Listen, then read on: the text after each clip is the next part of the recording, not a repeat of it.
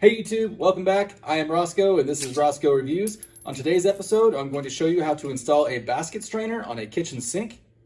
For our demonstration, I'm going to be using a stainless steel sink that is not attached to the countertop so that I can show it to you from the back side and you can get a better view. To install one of these kitchen sink drain assemblies, you will need a tool to tighten down this ring on the back. You can use a pair of adjustable pliers like these, but it's a little bit easier to use a spanner wrench that looks something like this. I'll put a link for these in the description of the video down below if you do not have one. They connect real easily to that ring and allow you to tighten it. These spanner wrenches work for a variety of baskets, but they're perfect for doing these rings that are kind of awkward to get to if you don't have a giant set of pliers. Our first step will be to completely take apart the drain assembly. So you can set the stopper aside and completely dismantle it. Underneath the brass ring, there is a little plastic gasket. This goes on your tailpiece. Make sure that your drain assembly has this piece. I have bought some of these, and when I got home with them, I found out that somebody had robbed this little piece out of there. When you remove the big metal ring, there will be two gaskets underneath there. The rubber one that provides a seal on the bottom of the sink, and this little paper one. The paper one is not trash. That is actually necessary. It's a slip ring, and it will be used when you're tightening that big ring back on here to keep that rubber from getting all bound up.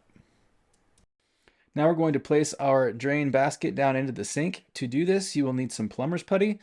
If you don't have any plumber's putty, I will put a link for it in the description of the video below, and it is available at any hardware store.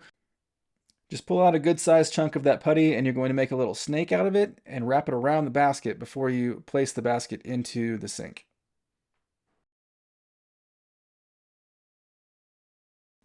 It's better to have too much plumber's putty than not enough. Any excess will just squish out the top when you're tightening that ring onto the bottom.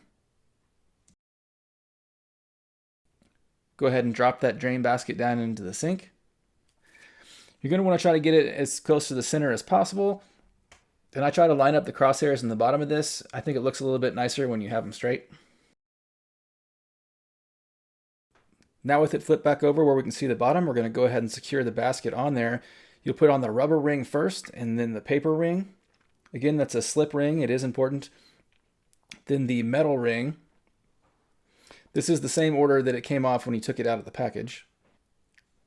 Go ahead and tighten those on as far as you can with your fingers, and then we'll use a spanner wrench or a pair of pliers to tighten that up just as tight as we can get it.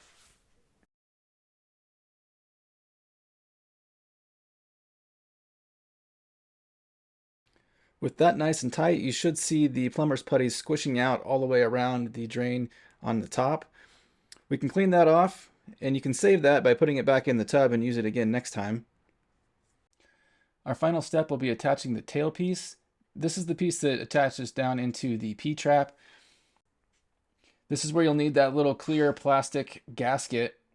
That will go on first, and then the tail piece, and then the brass ring will go on behind both of those and hold your tailpiece to the bottom of that drain basket.